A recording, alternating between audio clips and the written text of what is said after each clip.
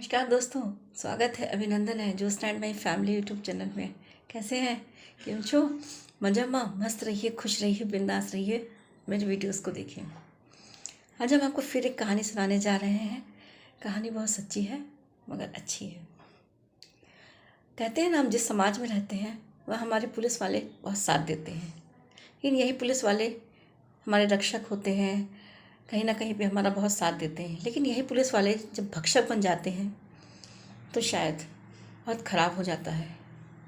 इंसान भी सिक्योर नहीं होता है और जनता भी सिक्योर नहीं होती है, और कब क्या हादसा हो जाए कुछ पता नहीं चलता है। ऐसे एक कहानी सुनाने जा रहे हैं। सचिन का ट्रांसफ़र अमरोहा में हो गया। इंस्पेक्टर के तौर पे उनकी तैनाती हो गई। वहीं अमरोहा के एक पास के गांव में एक लेडी कांस्टेबल की भी भर्ती हुई। नाम था निशा। वैसे भी हम आपकी जो भी घटनाएं सुनाते हैं उनको हम उनका ओरिजिनल नाम नहीं बताते हैं। तो निशा की पोस्टिंग भी वहाँ हो गई लेडी कांस्टेबल के रूप में। चूँकि अमरोहा और थाना सब एक ही लगते थे, तो वहाँ का इंस्पेक्टर अक्सर कभी कभी उस गांव की जो थाना लगता था वहाँ जाता था। सचिन की मुलाकात निशा से हुई। निशा पढ़ाई लिखाई में तो अच्छी थी ही, और स्लिम टिम थी, बहुत गोरी थी, सुंदर थी, आकर्षक बदन था, बहुत अच्छी लगती थी। सचिन निशा से दोस्ती कर बैठा और निशा ने भी दोस्ती कर ली, क्योंकि एक ही डिपार्टमेंट था तो निशा को भी दोस्ती करने में कोई दिक्कत नहीं हुई। फिर पुलिस वालों का एक अलग ही वो होता है, थोड़ा सा उन लोगों को वैसे भी सोशल होना पड़ता है, सब लोगों से दोस्ती रखनी पड़ती है। खैर, बातों ही बातों में जब पता चला कि निशा का ननिहाल और सचिन का ननिहाल एक ही गांव में है, तो और अच्छा संपर्क बन गया। कहते हैं ना, जब हम लोग विदेश में हो या कहीं बाहर हो, कोई अगर अपना कोई जान पहचान का भी दिख जाता है तो एक तसल्ली हो जाती है। ऐसे ही शायद सचिन और निशा में हुआ। निशा को भी लगा कि हाँ, हमारे कोई अपना करीबी है अनजान शहर में, और सचिन को भी लगा हमारी कोई जान पहचान की लड़की मिल गई है। तो दोनों में दोस्ती हो गई। अक्सर जो सचिन था अपनी ड्यूटी पूरी कर लेता था, तो कभी गांव में उससे मिलने जाता था, तो कभी उसके थाने जाता था। धीरे धीरे करते ये सिलसिला बढ़ता चला गया। खैर, दोनों को दोस्ती बहुत अच्छी लगती थी। सचिन की शादी हो चुकी थी, लेकिन सचिन ने निशा को नहीं बताया कि मेरी शादी हो गई है, और निशा कुंवारी थी। खैर, दोस्ती बढ़ते बढ़ते दोस्त इतनी ज़्यादा बढ़ गई कि सचिन जो जहाँ रहता था वहाँ अकेले रहता था, क्योंकि उसकी जो बीवी थी वो गांव पे रहती थी। बीवी और बच्चे गांव पे रहते थे। तो सचिन ने निशा को बुलाया। निशा एक बार घर आई। सचिन ने खाना वाना किया। खैर, दोनों ने दोस्ती इतनी अच्छी हो ही गई थी कि दोनों ने खाना खाया, दोनों ने बात करी। फिर सचिन निशा को भेज भी आया उसके घर। ये सिलसिला चलता रहा, लेकिन सचिन के मन में निशा के लिए कुछ कहीं पे प्यार जाग गया या हवस जाग गई। निशा को ये नहीं लगता था कि सचिन ऐसा होगा क्योंकि इंस्पेक्टर है, अच्छा है। रौबीला लगता था सचिन को, बड़ी बड़ी मूछें थीं, आकर्षण बदन था सचिन का भी, और रौबीला चेहरा था। खैर, चूँकि निशा को भी लगता था कि अगर सचिन जैसा लड़का मुझे मिल जाए तो मुझे बहुत ही, मेरी ज़िंदगी संवर जाएगी।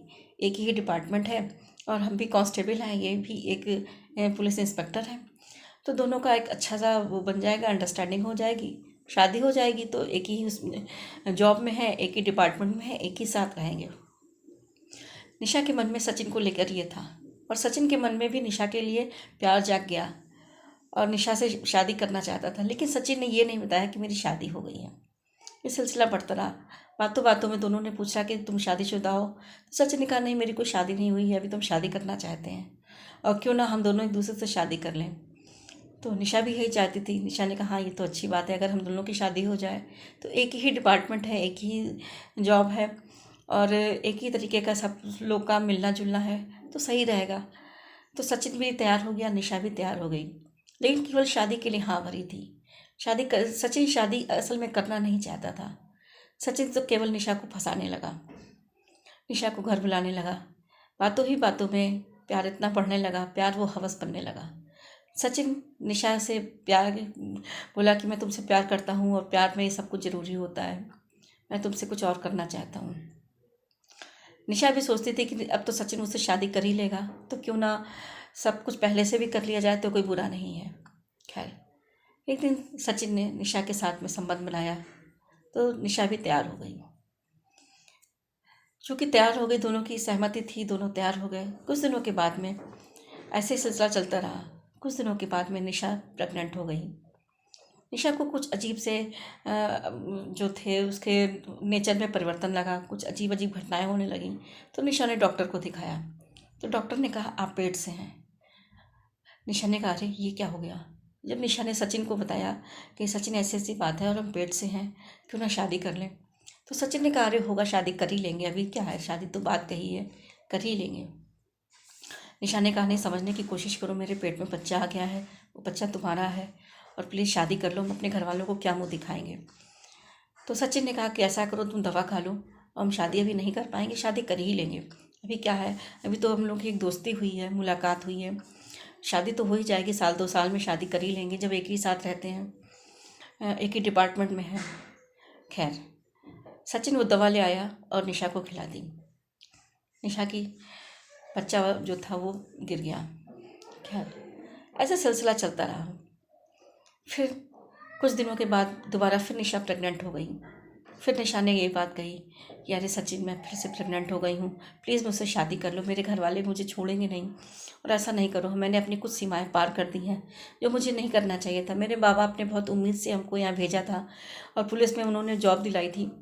मैं अपने माँ बाप का इकलौता सहारा हूँ। सचिन प्लीज़ मेरे साथ खिलवाड़ मत करो, मेरा एक भाई है और मैं हूँ, मेरे मम्मी पापा हैं, हम लोग गरीब फैमिली से बिलोंग करते हैं, प्लीज़ शादी कर लो। सचिन ने कहा होगा, हम शादी कर ही लेंगे, क्या है इतना परेशान हो। तो निशा ने कहा नहीं, अब हम तुम्हारे साथ में कोई फिजिकल रिलेशनशिप नहीं बनाएंगे। सचिन ने कहा ऐसा तो हो ही नहीं सकता, हम लोग इतना प्यार करते हैं और प्यार के बिना रह नहीं सकते हैं, प्यार में ये सब चीज़ें ज़रूरी होती हैं। सचिन ने खूब निशा को बहलाया फुसलाया। निशा भी मान गई। दोबारा जब प्रेग्नेंट हुई तो फिर सचिन दवा ले आया, निशा को खिला दी। निशा फिर वही नॉर्मल हो गई, फिर बच्चा गिर गया। खैर, साल भर बीत गया। निशा यही सोचती थी कि सचिन प्लीज़ मुझसे शादी कर लो, मेरे घर वालों मुझे शादी के लिए कह रहे हैं। इधर जब निशा घर आई अपने, तो निशा की शादी उनके मम्मी पापा ने तय कर दी, निशा की इंगेजमेंट कर दी।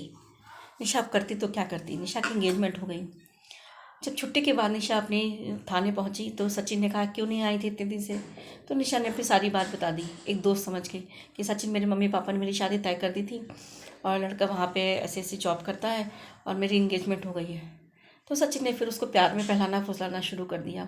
अरे निशा, क्या बात करती हो, तुम मुझसे शादी करके क्या खुश रह पाओगी, तुम प्यार मुझसे करती हो, तुमने फिजिकल रिलेशनशिप मुझसे बनाया है, मैं तुम्हारे साथ जितना तुमको समझ सकता हूँ, जानता हूँ, इतना कोई और थोड़ी ना समझ सकता है, मैं तुम्हीं से शादी करूँगा, तुम परेशान मत हो।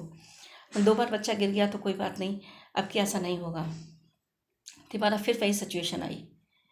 फिर दोनों प्यार में इतने थे कि दोनों ने फिर रिलेशनशिप बनाया और निशा फिर प्रेग्नेंट हो गई। तिबारा जब प्रेग्नेंट हुई तो निशा बहुत बिलबिला गई कि सचिन, अब मुझसे बर्दाश्त नहीं हो रहा है, या तो मैं तुम्हारी शिकायत कर दूंगी और या तुम मुझसे शादी करो। तो सचिन ने उसको धमकी देना शुरू कर दी कि तुम शिकायत करोगी तो किससे करोगी, मेरा तो यहाँ कोई जान पहचान का है नहीं, ना तुम मेरे माँ बाप को जानती हो, ना तो मेरे घर वालों को जानती, तुम मुझसे किससे शिकायत करोगी। तो निशा ने कहा नहीं, अब हम शिकायत तुम्हारी सरकार से करेंगे, डीसीपी से करेंगे, कमिश्नर से करेंगे। तो सचिन ने कहा धमकी देती हो, धमकी देने की कोशिश मत करना, मैं पुलिस डिपार्टमेंट का इंस्पेक्टर हूँ, रातों रात मैं तुम्हें उठवा लूँगा, तुम्हें पता भी नहीं चलेगा। निशा ने कहा मैं भी कांस्टेबल हूँ, मुझे भी अपनी धमकी मत देना। दोनों में काफ़ी बातें बढ़ गईं। तो तिवारा निशा प्रेग्नेंट हुई तो फिर वही निशा ने दवा खा ली और खैर सब फिर नॉर्मल हो गया। लेकिन ये बात निशा को बहुत कचोट रही थी, वो करे तो क्या करे। इधर सचिन ने उसकी एंगेजमेंट को भी तुड़वा दिया। निशा बहुत परेशान थी, करे तो क्या करे। वहाँ इंगेजमेंट भी तुड़वा दी, मेरे मम्मी पापा से भी उसने यही कहा सचिन ने कि मैं इसे शादी कर लूँगा, और शादी करने को तैयार भी नहीं हो रहा है और फिजिकल रिलेशनशिप मुझसे बार बार बना रहा है। अब बहुत परेशान हुई। निशा ने सोच लिया अब मैं नौकरी छोड़ दूँगी या ये शहर छोड़ दूँगी। निशा एक दिन, वही बात है ना कि कुछ लड़कियां कभी कभी इतनी दिल की हल्की होती हैं कि सब कुछ बात बता देती हैं। उसने बातों ही बातों में, गुस्सा तो जरूर रहती थी लेकिन फिर वही सचिन ने अपना उसको प्यार से बहला फुसला लिया, मना लिया और निशा मान गई। निशा ने बता दिया कि मैं अपने शहर छोड़ के जा रही हूँ, मैं यहाँ नौकरी नहीं करूँगी, मेरा ट्रांसफ़र हो गया है, मैंने अपना ट्रांसफ़र वहाँ करवा लिया है, कुछ पैसे वैसे दे के, और मैं वहाँ जा रही हूँ। सचिन ने कहा अच्छा ठीक है, वहाँ चलो मिलने आया करेंगे, वहाँ तुमसे दोस्ती कर लेंगे, ऐसा वैसा। पता नहीं एक दिन उसको सचिन ने निशा को अपने घर बुलाया बोले ठीक है, आजकल तुम जा रही हो और आज हमारी आखिरी मुलाकात है यहाँ पे, फिर तुमसे हम वहाँ मिलने आएंगे और तुम मेरे घर आओ शाम को खाना। दोनों ने एक दूसरे के साथ में काफ़ी एंजॉय किया, बात बात करी, खाना वाना खाया। खाने में ऐसा पता नहीं क्या सचिन ने मिला दिया कि निशा वहीं मर गई। कहानी एक राज बन के रह गई। आज भी कोई निशा का अता पता नहीं है कि निशा कैसे मर गई और कैसे सचिन ने मार दिया। लेकिन ये कहानी मुझे किसी ने भेजी और उनके घर वाले इतना परेशान हो गए जब खोजबीन की, जब पता चला कि निशा कि सचिन के यहाँ आना जाना था, तो उनके घर वालों ने सचिन को तो सस्पेंड करवा दिया। अब चूँकि वो भी पुलिस में था, पुलिस की सारी रूल्स रेगुलेशंस वो जानता था। कुछ दिनों के बाद में सचिन बहाल हो गया। लेकिन निशा निशा तो हमेशा एक अनसुलझी पहेली रह गई। पता नहीं वो कैसे अपने माँ बाप का इकलौता सहारा थी, अच्छी खासी जॉब में आई थी, कैसे किसी लड़के के प्यार में पड़ के बिल्कुल बर्बाद हो गई। तो कभी प्यार करिए, दोस्ती करिए, सब कुछ करिए, लेकिन अगले को भी समझ लीजिए कि वो क्या कर रहा है।